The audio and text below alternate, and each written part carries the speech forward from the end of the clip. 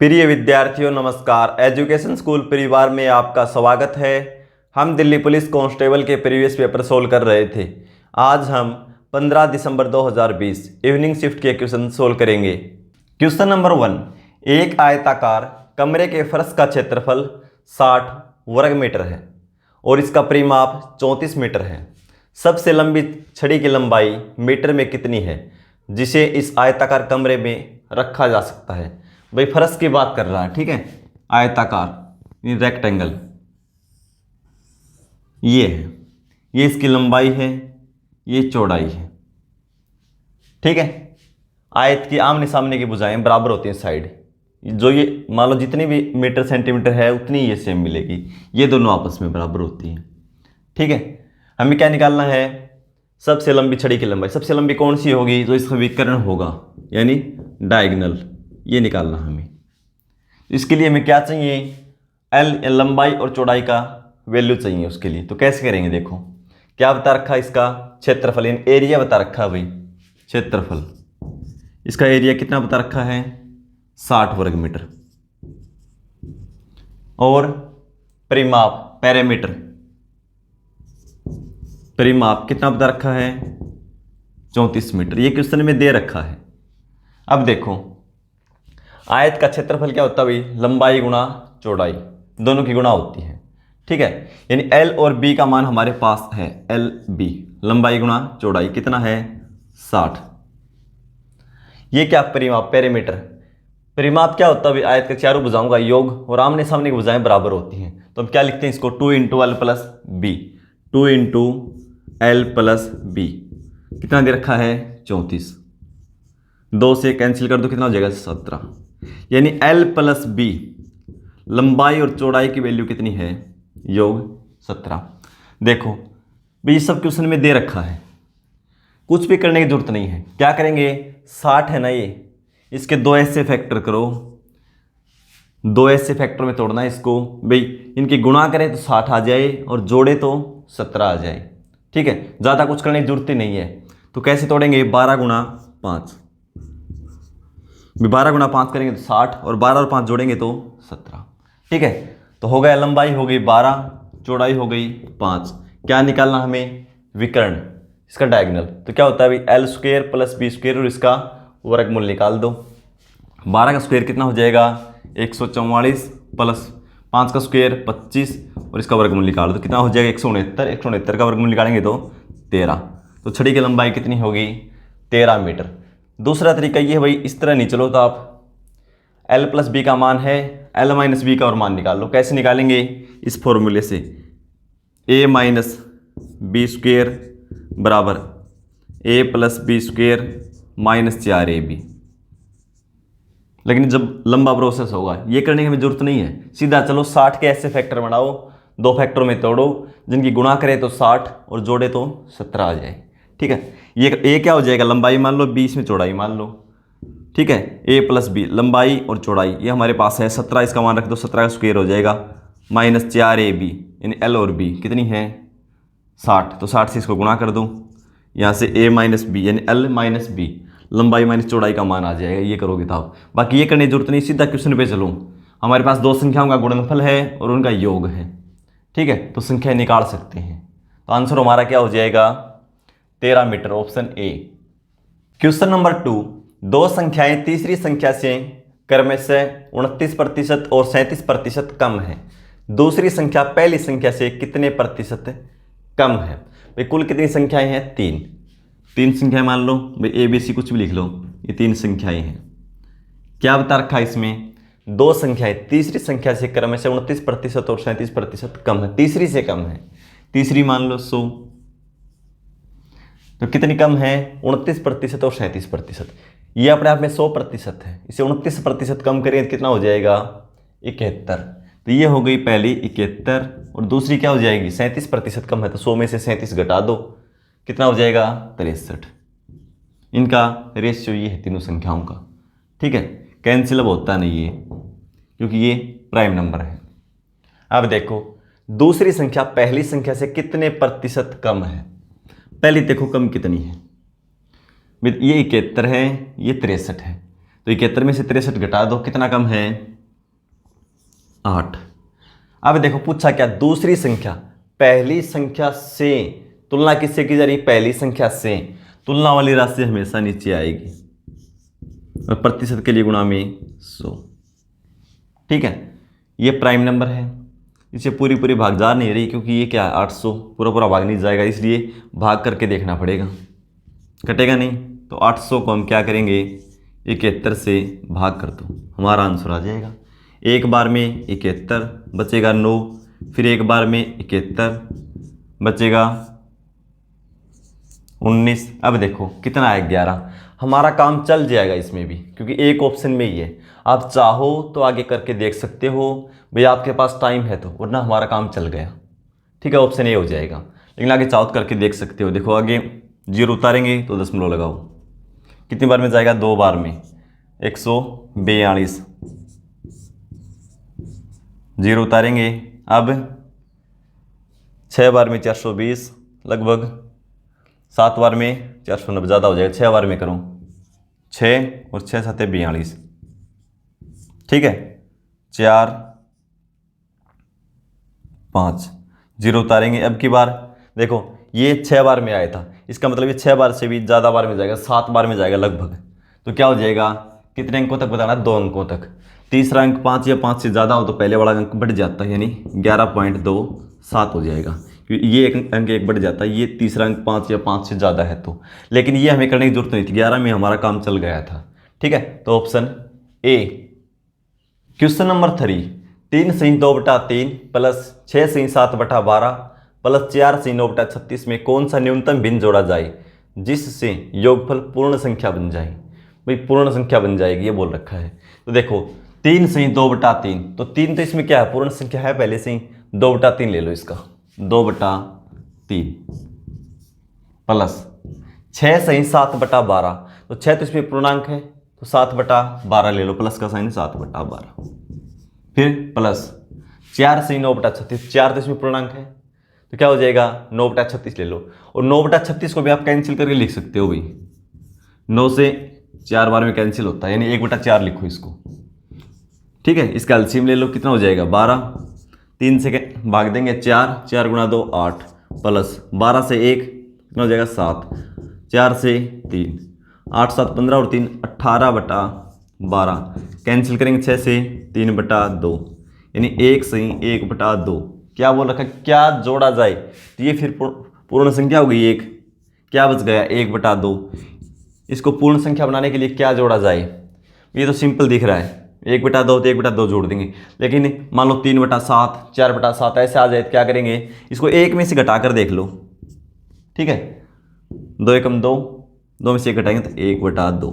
ठीक है, तो इसमें क्या जोड़ा जाए, यदि इसमें 1/2 जोड़ देंगे तो क्या हो जाएगी, एक पूर्ण संख्या हो जाएगी। Option A. क्वेश्चन नंबर 4, यदि किसी संख्या के 67% को 59.4 में जोड़ा जाता है तो परिणाम स्वरूप वही संख्या प्राप्त होती है, वह संख्या क्या है। तो देखो भाई जो भी संख्या है उसके संख्या के 67% में क्या जोड़ना, हमें 59.4। ठीक है, कोई संख्या है उसी संख्या के 67% में यदि हम ये जोड़ दें तो जो संख्या थी वो सेम प्राप्त हो जाएगी। तो देखो भाई कोई भी संख्या हो अपने आप में 100% होती है। ठीक है, ये कितनी है 67%, और इसमें 59.4 जोड़ दें तो सेम संख्या प्राप्त हो जाएगी, नहीं वो संख्या अपने आप में 100% हो जाएगी फिर वो जो रियल में थी। ठीक है, तो इसका मतलब क्या हुआ, ये कितने प्रतिशत कम है, खुद से कम किया गया, इसको 100 में से घटा दो, ये कितना आ जाएगा 33%। इसका मतलब क्या हुआ 33% की वैल्यू ये है भाई, ये जोड़ा जाता है तो संख्या सेम वही प्राप्त होती है, यानी 67% वो अपने आप में 100% हो जाएगी फिर वो संख्या जो रियल में थी। इसका मतलब क्या हुआ 33% की वैल्यू है। ठीक है भाई 33%, 1% की वैल्यू निकालेंगे तो 33 से भाग दे दो, संख्या निकालनी जो अपने आप में 100% है तो गुणा में 100, इतना ही क्वेश्चन है। 10 हटाना चाहो तो हटा दो, या तो बटा में 10 कर दो, या x की 0 कैंसिल कर दो, एक ही बात है। ठीक है, अब 3 से कैंसिल करो 11, 3 से 19 बार में 57 बचेगा, 2 8 24, 8 और 1 9, 11 से कैंसिल हो जाएगा, 1 बचेगा 8 8। 18 गुणा 10 कितना हो जाएगा 180। तो संख्या कितनी है 180। Option C. क्वेश्चन नंबर 5, 800 रुपये की धनराशि 3 वर्षों में एक निश्चित वार्षिक साधारण ब्याज दर पर x% पर 956 रुपये हो जाती है। यदि ब्याज दर x प्लस 6% तक बढ़ा दी जाए तो 800 रुपये की धनराशि 3 वर्षों में कितने रुपये हो जाएगी। धनराशि फिर भी 800 रुपये ही है, लेकिन 3 वर्ष में कितनी हो जाती है, देखो 956 रुपये 3 वर्ष में होती है। दोबारा क्या पूछा है, धनराशि वही सेम है, समय भी सेम है 3 वर्ष, लेकिन दर क्या है, पहले क्या थी x% और अब क्या हो गई x प्लस 6%। यानी कहने का मतलब ये 6% बढ़ गई। समय कितना है 3 वर्ष, तो देखो हर वर्ष 6% और बढ़ जाएगा ब्याज। ठीक है, जो भी ब्याज इसमें जुड़ा है, ये क्या है मूलधन प्लस 3 वर्ष का ब्याज, ये तो है इसमें प्लस और क्या हो जाएगा 6% हर वर्ष ब्याज और बढ़ जाएगा। समय कितना है 3 वर्ष, तो एक वर्ष में 6%, 3 वर्ष में कितना हो जाएगा 6 गुणा 3, यानी जो भी धनराशि उसका 18% ब्याज और इसमें ऐड कर देंगे तो वो क्या हो जाएगा 3 वर्ष का मिश्रधन हो जाएगा। किस दर से, x प्लस 6% से। तो देखो मूलधन क्या है हमारा 800 रुपये और उसका क्या निकालना है 18% निकाल दो और इसमें जोड़ दो, 2 0 से 2 0 कैंसिल, ये क्या हो जाएगा 956 प्लस 18 को 8 से गुणा करेंगे 144, इनको जोड़ दो 0 9 और 1 10, 1 और 9 10 और 1 11, यानी 1100 रुपये हो जाएगी मिश्रधन।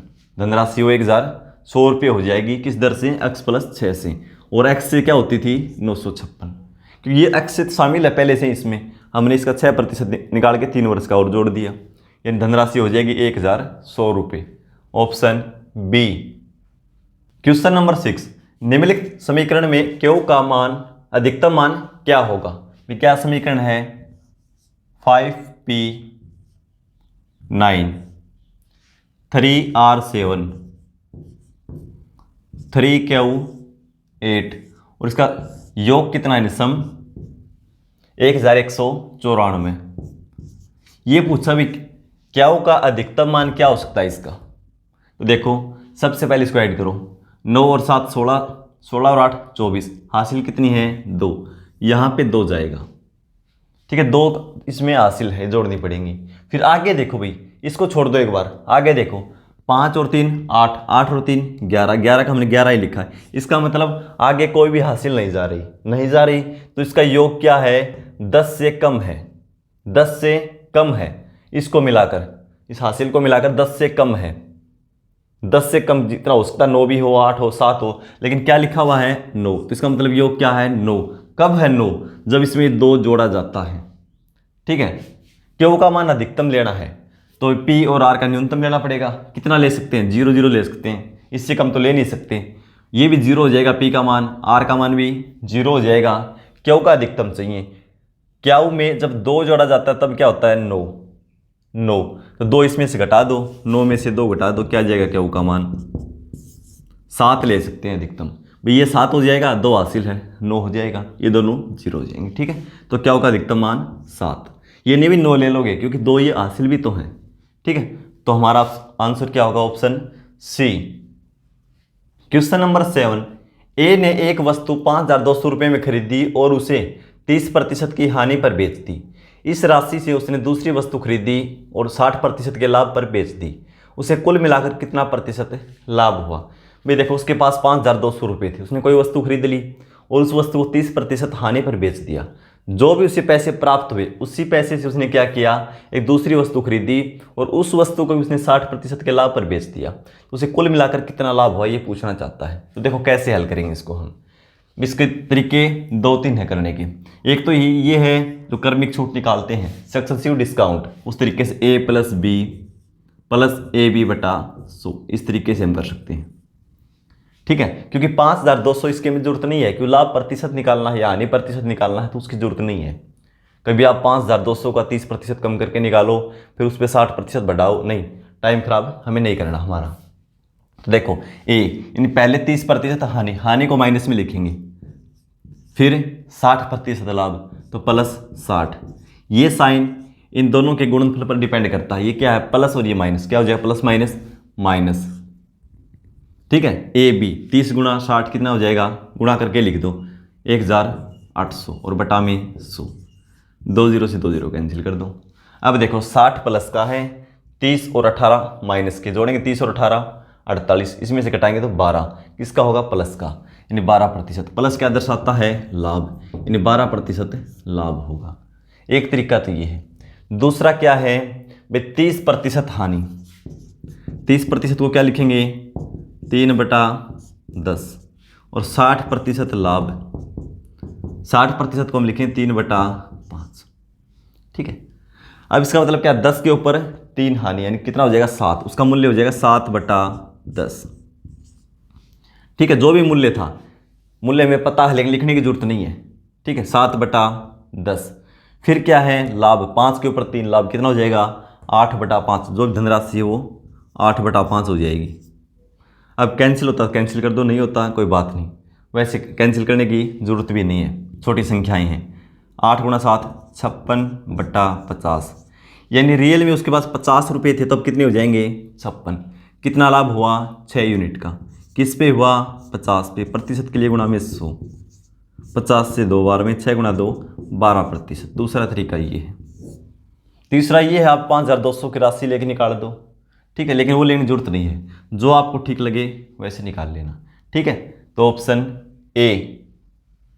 क्वेश्चन नंबर 8, एक परिवार का औसत मासिक खर्च प्रथम 3 महीनों के दौरान 2500 रुपये, अगले 4 महीनों के दौरान 2650 रुपये और वर्ष के अंतिम 5 महीनों के दौरान 2840 रुपये था। यदि वर्ष के दौरान कुल बचत 12700 रुपये थी तो उस परिवार की औसत मासिक आय ज्ञात कीजिए।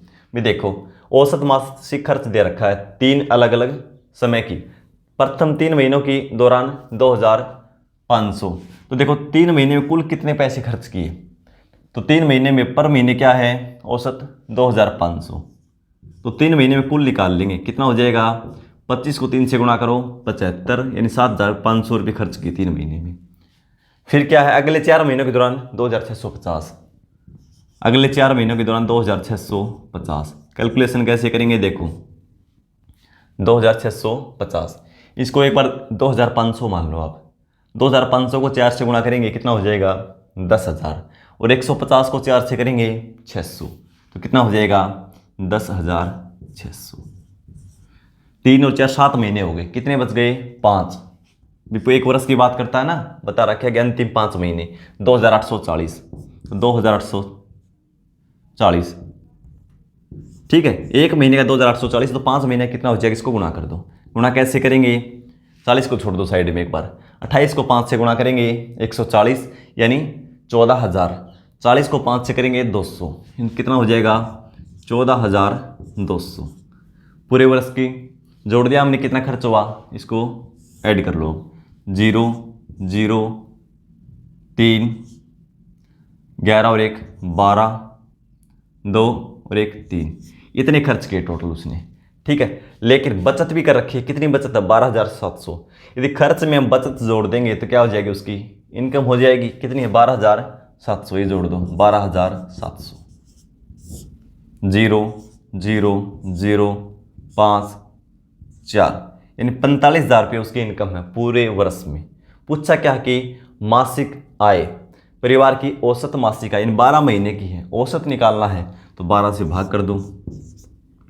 भाग करेंगे तो देखो 3 बार में 36 बचेगा 9, 7 बार में 84 बचेगा 6, 12 5 60, 0 लगा दो, यानी मासिक आय क्या है 3,750 रुपये, 3,750। Option C. क्वेश्चन नंबर 9, एक दुकानदार ने अपने घर की मरम्मत के लिए बैंक से 32,000 रुपये का ऋण लिया। वार्षिक रूप से चक्रवृद्धि होने वाली ब्याज दर 12.5% वार्षिक है। 2 वर्ष की समाप्ति पर उसने अपनी अंगूठी सहित 20,000 रुपये का भुगतान कर ऋण चुकता कर दिया। अंगूठी का मूल्य ज्ञात कीजिए। इस क्वेश्चन को सोल्व करके आंसर कमेंट बॉक्स में लिखेंगे। मिलते हैं अगली क्लास में। धन्यवाद।